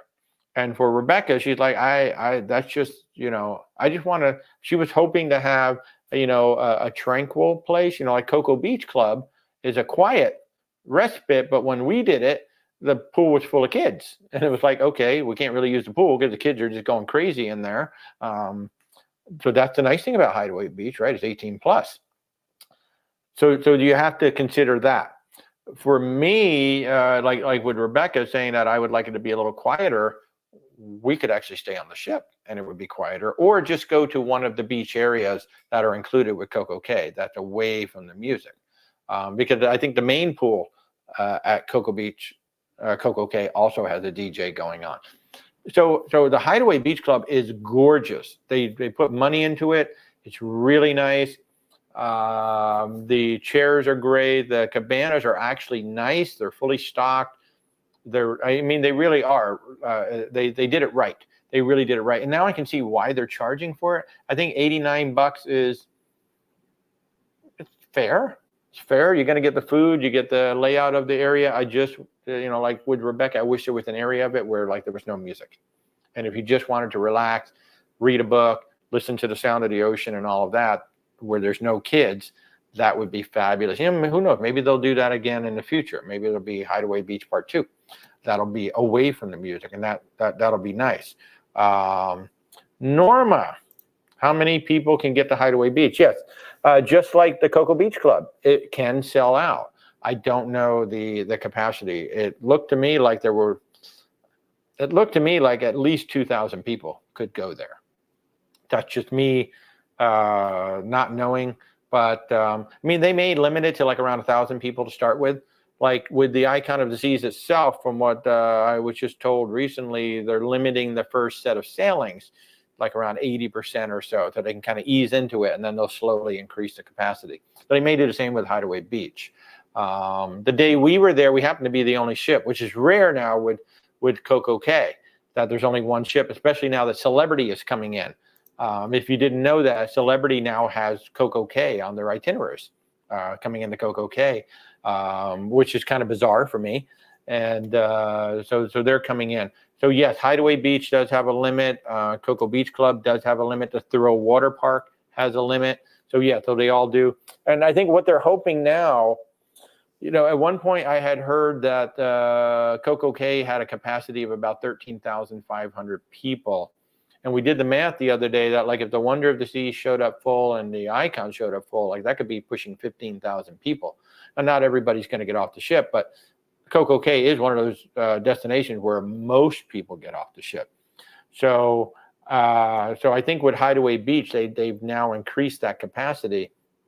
But I would bet that 2,000 to 2,500 could stay at Hideaway Beach. Aaron, you reserved Hideaway Beach in July on Celebrity Reflection. Awesome. Yeah, so it is the absolute loudest. So here's the deal, Aaron. When you walk in, there's a big bar right there. It's kind of like a sports bar kind of a thing. That's fun. And then you can walk straight down to the beach. And the music's going to be on your left. You're going to hear it playing. Now, when you go to walk to the bar, the big bar, you got to walk right by the DJ booth. So, oh, here's a fun fact. The DJ is on an island, and he has to wear waders and walk through the pool to get to his DJ booth. We saw this guy walking through the pool with waders. In fact, I think I have it on video. I have to show it. That's how the DJ gets from land to his position at the DJ booth, which is absolutely freaking hilarious. So yeah, so the music, so if you're close to him and you're close to his area, like if you're going to go to the swim up bar, you're in the thick of the music. If you think you're going to be in that pool and you're going to hang out at the swim up bar and get drinks, but you don't want to hear, I mean, maybe you bring earplugs, you know, just to help drown out some of the music. But if your plan is to be in the main pool and to hang out by that, by the swim up bar and all that, the DJ is right there. So, and he's blasting away right there. It's quieter than some other places I've heard. The one thing I will say, the sound is good. He's not over driving it, so it sounds good. But yeah, if you know, if your plan is to just hang, there's really no need for it, because people, like, you can have music playing and maybe you have a set or two, but he's pretty much on the whole day. Like, that music does not stop until you leave. In fact, it may never stop. I don't know. But like one thing Virgin Voyages does really, really well, they don't start the party till 1 o'clock. So when you come to the Bimini Beach Club, it's quiet. There's some music playing, sure, but it's quiet until about noon-ish. And then if you want to get away from the music, you go down to the beach. And you really do, like, the music really is concentrated, it's facing forward. So when you go down to the beach, you can kind of hear it, and it sounds like a radio. Whereas with Hideaway Beach, you know, if you go all the way around to the other side and you sit on the beach, you're going to have the least amount of music. You really will. Or if you rent one of those, it's not an overwater cabana, but it's the one with the swim up cabana, then you're going to be the furthest away from the music. But they all have speakers. So your neighbors could be playing music loud. I don't know. I don't know why they had to put speakers in the cabanas, because there's so much music playing. You don't need, you really don't need the music in the cabanas themselves. So it's just kind of silly. It's just kind of silly. But yeah, so that's Hideaway Beach. I don't know if you want to rethink it, but here's what's going to happen, Aaron. You're going in July. So like Ben, David, and Stef, they're all going on the ship Saturday. Ben and David will probably have an outstanding review of Hideaway Beach and what it's really like to be in Hideaway Beach. I have a quick TikTok that you can see on TikTok right now, but I'm willing to bet that Ben and David are probably going to go over there just to check it out and to do a piece on it. And that'll probably give you a better idea, because I'm willing to bet they're going to go in the pool and you're going to hear it all going on around them. That was the one thing, you know, I should have done that. I should have actually run some video right there at the pool. I did, you know, I did shoot some video. So the music's going to be on it. So yeah, I might just go ahead and upload some of that. That's a good idea, Aaron. But yeah, Celebrity Reflection, great ship, great ship. It's kind of bizarre that Celebrity is now going to CocoCay. I know Captain Kate loves it. Captain Kate loves going to CocoCay, and I did see that Icon docked next to the Beyond in Nassau, but I did not see whether Rover met Bug. That's what I'm waiting for. I'm waiting for Rover to meet Bug. Yes, I did meet Rover. Oh my God, people, what a cute dog. Oh, so like literally the dog smiles. The dog is so freaking cute. Obviously draws a lot of attention. So fluffy, incredibly fluffy and happy. And you cannot book time with Rover unless you have a star suite. If you have a star suite, you can actually book a play date with Rover. Think about that. So you can get yourself an Icon loft and you can have a play date with Rover. You can have Rover come to your suite. Huh? That'd be awesome. That'd be totally awesome. I would love that. But what a great idea. And I can't remember, it might have been Kathy during our live stream was saying that not only is Rover a great ambassador for the guests, but it's even good for the employees. You know, sometimes just seeing a dog and petting a dog, you can just change your outlook. Like if you're having kind of a down day and here comes Rover, it just makes you happy. So the dog is even important for the crew too, just helping to keep morale up and things like that. So yeah, Rover is a beautiful dog. Now I'm wondering what Star's going to do. Of course, Star's probably going to have a dog as well. And will the rest of the fleet start getting dogs? That'll just be interesting. Maybe Celebrity will have to start having hairless cats on every ship. Who knows? Nobody can beat Bug, though. Nobody can beat Bug. But yeah, you guys have any more? Yeah, that's true, Becky. Dogs are great therapists. I mean, they're good for the soul, right? Absolutely good for the soul. But if you guys got any more questions, I'll play one more. I've got the Spaces 2 again that I'll go ahead and play while we chat. What a cute little Zamboni. I've never seen such an adorable little Zamboni. That thing is so cute. Look at it. Look at it. It is so cute. I love that. Not sure if I talked food yet. Yes, we did talk food earlier, but I'll talk about it again. I'll say that the food was pretty good. Once again, the specialty dining was not available to us. They were not open. They were having some invited guests go, but for the rest of us, they did tastings, and for the most part, it was good. In fact, the food review just went up on the TikTok. I'll post it onto YouTube probably tomorrow. The thing about the tasting though was that it, a lot of the food was cooler than it should have been, just because of the nature of them holding it on a tray. There's the pearl that everybody talks about. That thing has over 3,000 kinetic tiles in it. It's mesmerizing. You can just stare at it. Like you can sit right next to it and just stare at the tiles all day long. It's absolutely crazy. Oh, they did not meet. Oh, that's a shame. Thank you, Willie. But yeah, so I thought the Windjammer was elevated. It was better to Pearl Cafe, certainly right here. You can see that's a much elevated experience over the Cafe Promenade. The food was not half bad. The coffee was great. The Windjammer was a little bit more elevated, about the same quality of food, but it was like a little bit more elevated. This is one of the new adult venues, well, not adult venues, but it's one of the new music venues at night, dueling pianos. What a great addition to the ship. And Hooked Seafood was great. Giovanni's was a mixed bag. The one I really want to eat at is the Empire Supper Club. It's $199 per person, but I totally want to do it, and because it had the best food of the tasting. Izumi, of course, was good as usual. Izumi is now out in Central Park. This is Lou's Jazz Club, so this replaces Jazz on 4. Now it's out in Central Park. Much better location for it.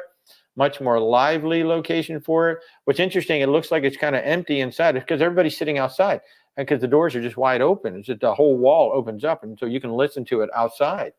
And there's Central Park. So overall, and then up in base camp, we tried a couple of the things that you pay for. They were okay. They weren't great. The chicken and waffles was interesting. The chicken is inside the waffle. It's not like sitting on top of it. It's actually, the chicken is cooked right into the waffle. So it's rather bizarre. This is Surfside. So this is the new boardwalk. And if you guys weren't here earlier, the interesting thing about Surfside is now it's quiet at night because the Aqua Theater's gone and Playmakers is gone from the back of the ship. So now this is a quiet, this all shuts down about 9 o'clock as far as I can tell. This is like 9 o'clock at night that I'm out there. doing this. So it's just really quiet back there. They did the balloon drop on the first night. That was a lot of fun. So even though it was a previous sailing, they pretty much ran it as if it was a revenue sailing. They had everything going on, games every day, stuff for the kids to do. There were a lot of kids on here. We had approximately 4,000 people on the ship. So double occupancy full is about 5,500. So we were kind of close to full, and it felt empty with 4,000 people on it. It felt empty. So I'm wondering if, this is kind of a prelude to what it's going to be like with the Sun Princess. Hey Colette, you just got home. The ship is too colorful for you. I've always been. I'm a creative guy. I've always been into bright colors, but the colors are not as bright in person. Obviously, the promenade has always got lots and lots of color going on. But even up top, with all that color going on, you got the green, you got the yellow, you got the blue. It works. It actually works for what it is. It's not as because it almost looks like somebody just threw a whole bunch of paint onto the thing when you see the renderings and all that. But once you're on the ship, it actually does work. It works lovely. And as I've been saying throughout the night, there's a lot of celebrity on this ship. There's a lot of celebrity cruises influences on the ship. I think it's a great thing. I was not expecting, like I've said, I was not expecting to like this ship as much as I did. This could be my new favorite Royal Caribbean ship. It's just so well laid out, so well thought out, and just fun. It really is a fun ship. You want to do the Empire Supper Club? Yes, Willie, absolutely. And I saw you had a note earlier about a group. No, I don't have a group on here yet. I don't know that I will. I'd like to see the pricing level out a little bit, to be honest with you. But now that I've been on the ship, I totally understand why the price is what it is. There's a lot of people complaining like, oh, it's just so expensive. I'd rather go on. I'm going to do a chart at some point. I was hoping to do it tonight. There is so much on this ship that nobody else has. I mean, it's got even more than the Oasis class ship. So it's like, yeah, you can pay less money to go on other ship, but you're also going to get less things. So what's important to you? That's what it really comes down to when you're paying for a cruise is what you want to get out of it. CS, that is 100% capacity, or actually like 150%. So if every berth was full, it would be around 7,500. At double occupancy is 5,500. So the 7,600 is if every single berth on the entire ship was full, which it will probably never get there.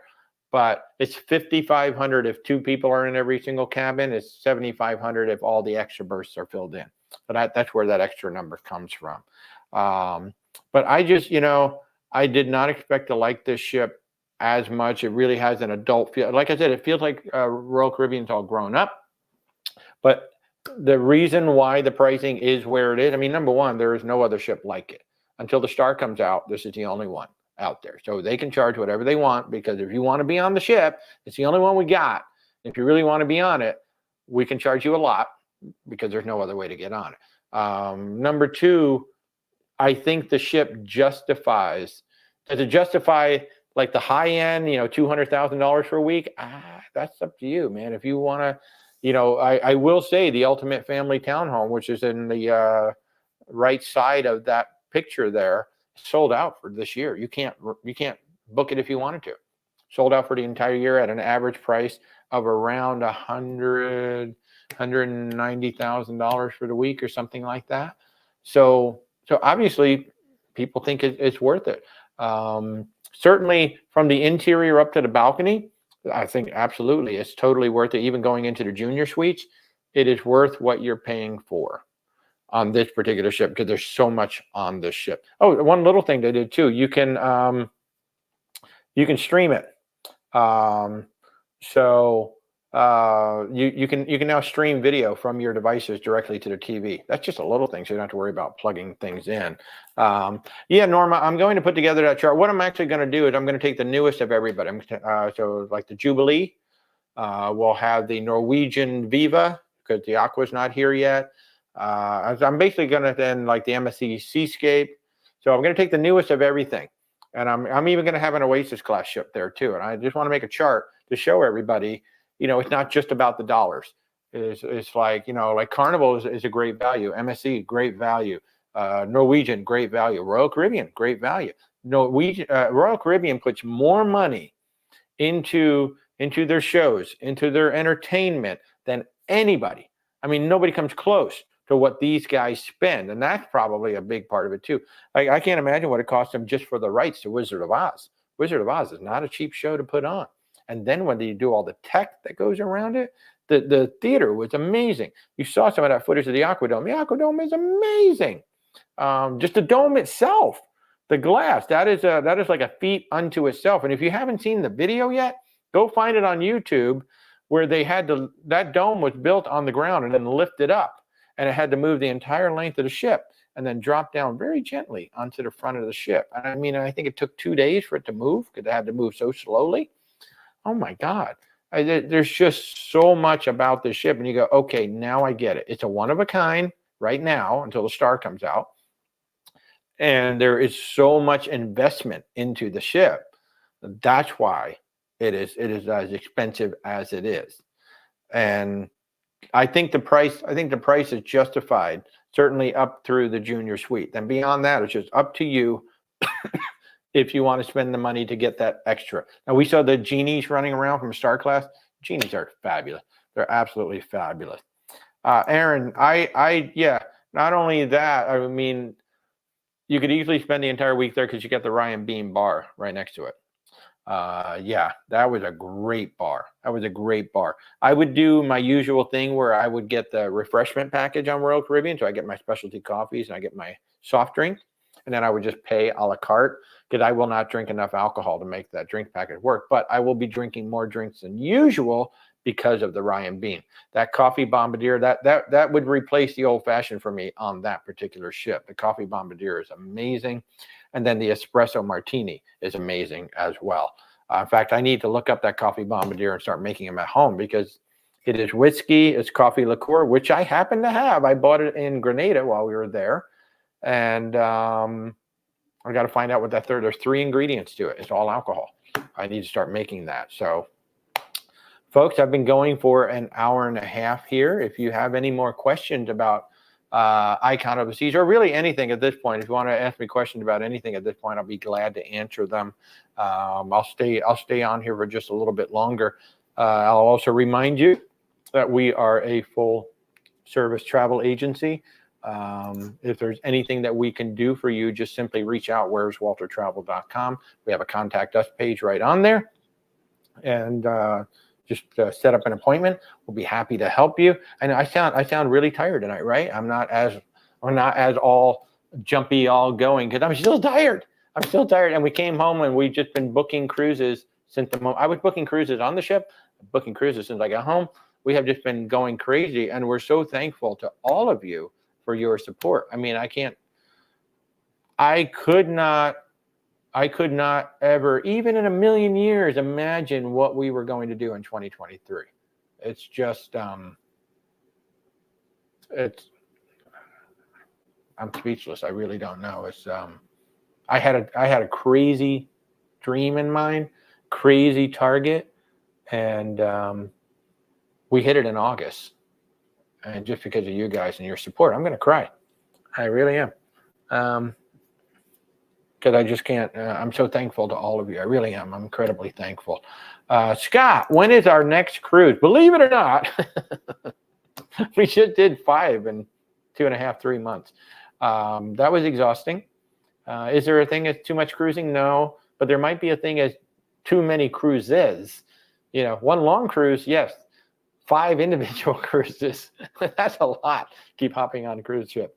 As of right now, the next cruise is going to be, I cannot wait, with our dear friends Ben and David and Stephanie. It will be the inaugural Ben and David group cruise. That will be on June 12th.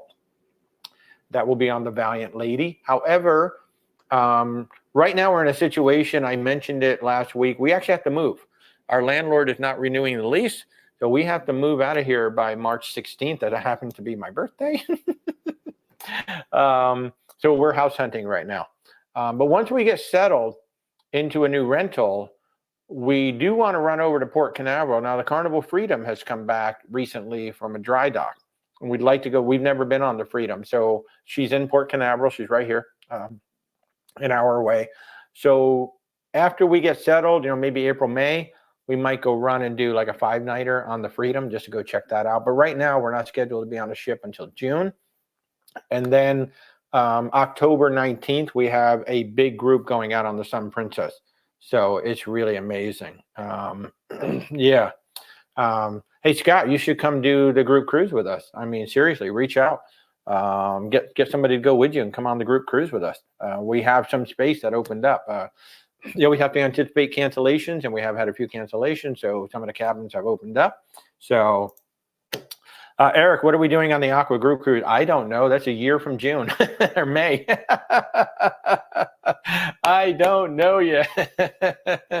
I'm trying to even remember which ports we're going to, but we'll figure out something. We're gonna have probably a group excursion, and we may do some sort of like Q&A session or something like that. But we'll figure out something. But that is so far in the future. We'll get there when we get there. I can't wait to meet you. I'm so excited to meet you, Eric. I'm so glad that you are coming with us on this one.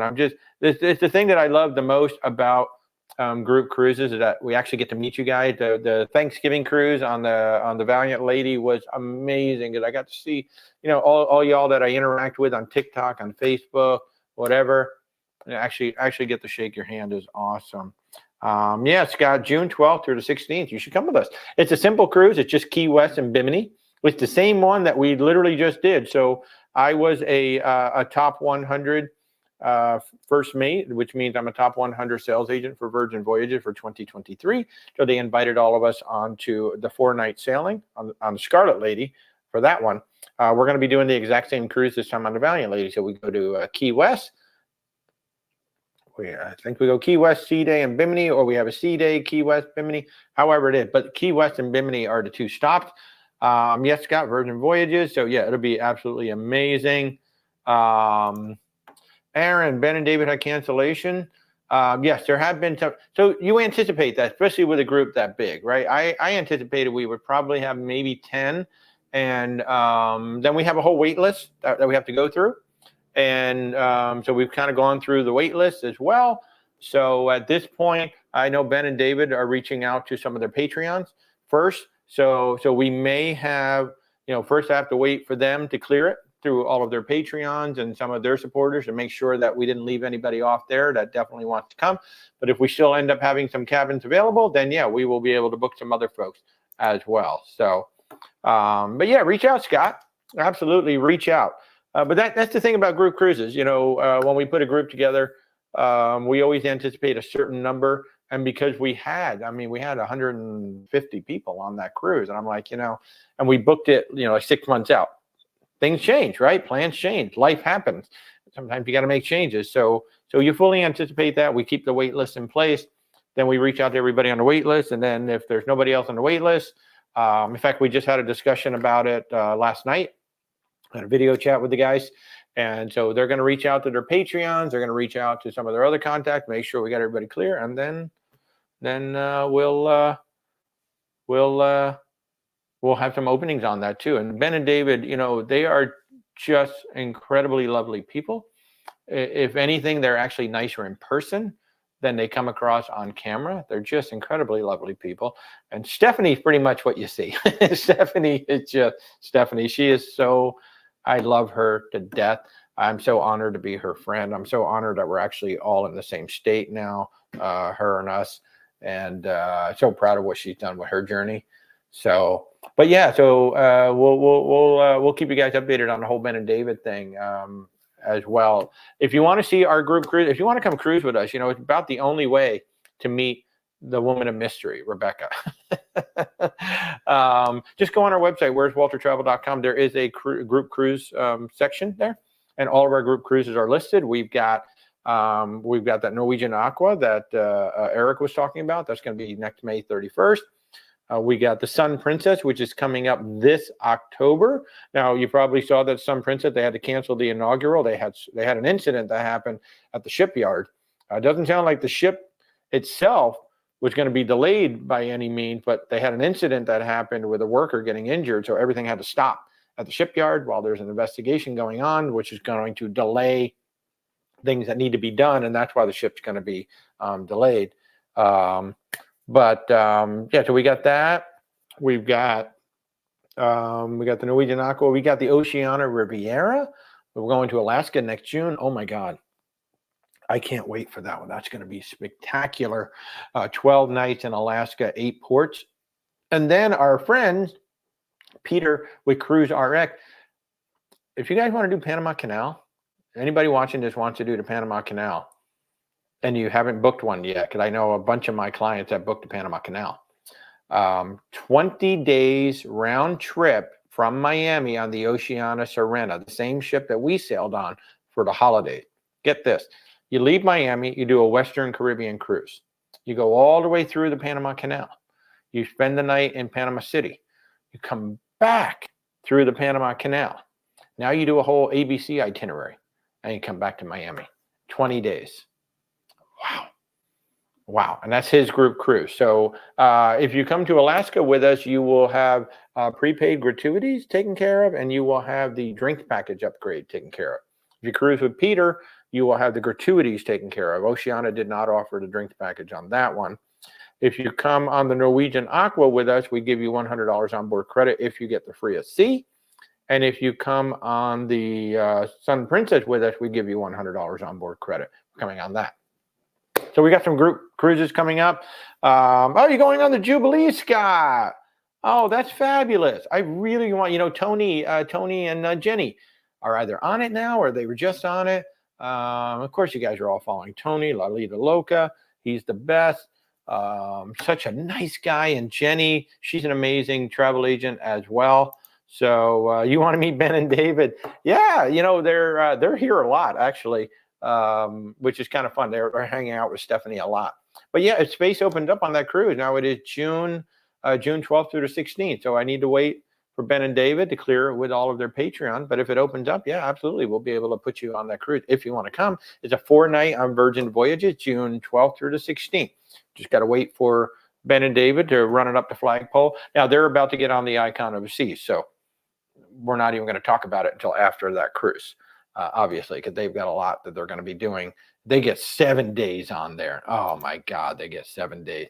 Yeah, I can't wait for the Aqua too. It's going to be interesting to see the difference now that they're getting rid of the, I always thought the racetrack was weird on those ships. Those ships were originally designed to compete with Virgin Voyages. In fact, they were originally designed supposedly to be adults only. That would have been amazing had they actually, stuck with that and really made it a competitor to Virgin Voyages. Okay, guys, I'm going to wrap this up. I am getting tired. So thank you so much for tuning in. If there's anything we can do to help you guys out, where'swaltertravel.com. We handle cruises, land, luxury, and expedition. We do it all. Everybody knows it for the cruise ships, but we're sending folks to Portugal. We've sent folks to Europe. We're sending some folks over to Italy.